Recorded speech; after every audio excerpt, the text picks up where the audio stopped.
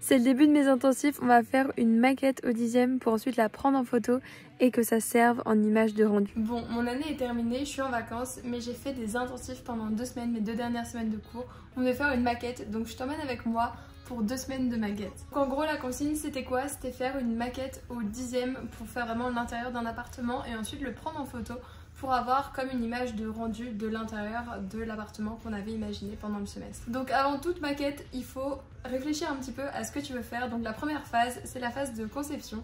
Et là du coup, j'ai réfléchi un petit peu à la maquette que je voulais faire, le point de vue que je voulais avoir pour ma photo, ce que j'allais devoir faire, ce qui allait se voir, ce qui allait pas se voir. Parce que le but c'est de pas faire ce qui va pas se voir parce qu'on n'est pas là pour perdre du temps. C'est pas une maison de poupée, c'est vraiment juste avoir un point de vue de photo qui est nickel. Donc quand c'est comme ça, moi je travaille sur un petit carnet de croquis et ça me permet de mettre un petit peu toutes les choses au clair dans ma tête. Donc généralement je prédessine un petit peu à quoi vont ressembler mes pièces, comme ça je peux les faire. Donc j'ai dessiné un peu des dessins en perspective histoire d'avoir une idée de ce que donnerait mon point de vue. J'ai été corrigée par le prof et ensuite j'ai pu commencer la maquette. Donc la première étape pour la maquette c'est la structure, c'est un peu le gros œuvre de la maquette. En gros faire la boîte en carton qui va permettre d'avoir la maquette jolie à l'intérieur.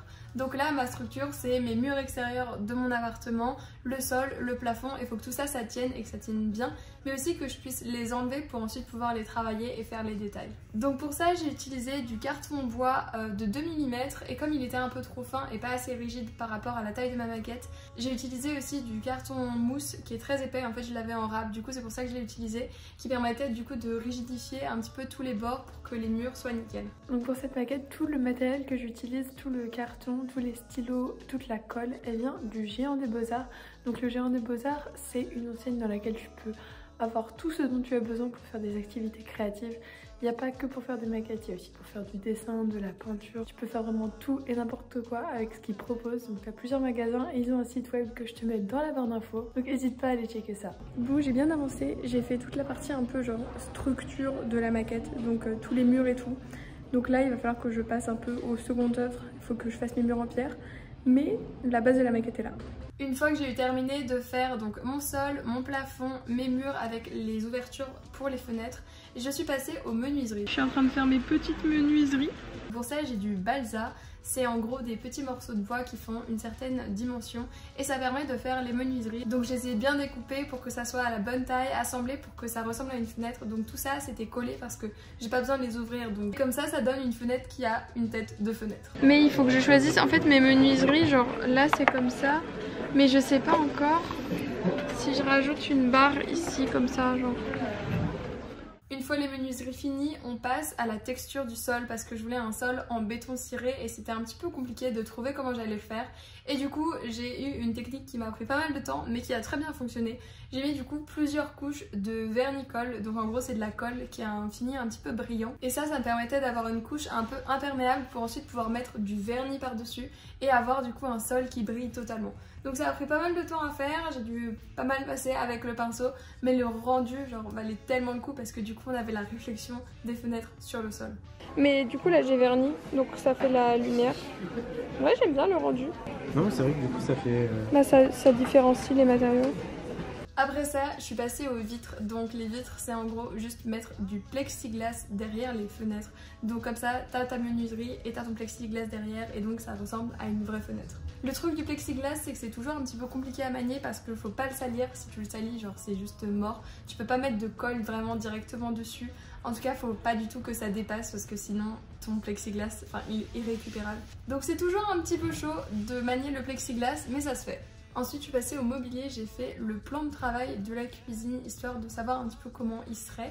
Et après, je suis passée au mur en pierre parce que le principe de ma vue, c'était de voir qu'il y avait 2 murs en pierre apparentes. Bon, je suis contente, j'ai trouvé une bonne technique pour faire mes pierres. Et du coup, il fallait que ma pierre, elle soit super bien faite. Du coup, j'ai trouvé une technique un petit peu galère, mais qui a très bien fonctionné, où j'avais pris du carton plume. Ensuite, du coup, j'ai enlevé la surface de carton, je l'ai poncé et ensuite je suis passée du coup avec de l'aquarelle histoire de le foncer un petit peu pour que ce soit la bonne couleur parce que c'est censé être de la pierre de tuffeau. Et après ça, j'ai dû découper toutes les jointures pour que ça ressemble vraiment à des pierres. C'était une galère, mais le résultat était cool.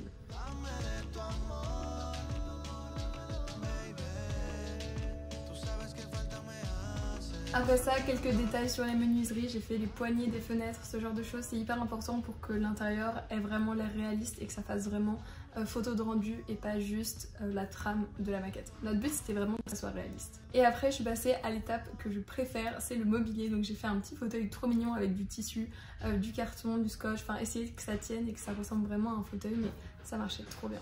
Là on a avancé le gros de la maquette et du coup ça commence à prendre forme, c'est trop bien. Aujourd'hui c'est mission mobilier, on va essayer de faire des meubles, genre je veux faire une chaise, faut que je fasse un fauteuil. J'ai aussi fait une table à manger du coup avec une structure en balsa et ensuite un plateau en plexi. Tout ça c'était très minutieux, ça prenait pas mal de temps, fallait faire super attention parce que c'est fragile. Mais j'aime trop le rendu et ça rend vraiment l'habitat habité et pas juste une maquette sans échelle. Enfin, genre c'est tellement agréable à voir, t'as vraiment l'impression que ça prend vie et t'as l'impression d'avoir vraiment un appartement en miniature devant toi. Il y a le musée de la miniature. Oh! Et du coup, il n'y a pas genre moyen de rendre un téléphone géant? Bah si, vas-y. Genre visuellement, tu vois? Ce serait pas genre énorme s'il était posé comme ça? C'est trop bizarre. Et du coup, la prochaine étape, c'était de la prendre en photo. Est-ce que tu pourrais venir me tenir ma torche pour que j'essaye de faire des photos avec le soleil? Les gars, c'est fini. La maquette est terminée. Du coup, on va aller prendre la maquette en photo, histoire de faire les photos pour pouvoir les imprimer et tout. Faut que je les retouche après sur Photoshop, rajouter genre des silhouettes et tout. Mais la maquette est finie. On monte les affaires. Donc pour ça, j'ai été aidée. Merci Théo de m'avoir aidée pour les photos parce que sinon j'aurais clairement pas pu. Bon, on amène ça sur la terrasse. Là, ça marche. Oh non, c'est là qu'il y a le soleil. On prend la photo. C'est validé, on a la photo. Ce setup, une table sur une table et une maquette dans laquelle il y a une table et une autre table. Du coup la cuisine, on a l'impression qu'il y a une vraie cuisine avec une vraie vue, c'est trop bien. Et du coup on a pris les photos avec mon appareil et ensuite il a fallu retravailler les photos, faire un petit peu de Photoshop histoire de rajouter des petits détails et rajouter aussi une personne et la vue qui était derrière, mais après ça c'était fini. On avait aussi un détail technique à faire que j'ai fait et ensuite mettre tout ça en page et imprimer, afficher et c'était prêt pour le rendu. Bon, voilà. Donc voilà à peu près pour ces 2 semaines d'intensif, voilà toutes les étapes pour faire cette méga maquette. Et j'ai une autre vidéo qui sort qui te montrera un peu plus comment ça se passe une journée de rendu.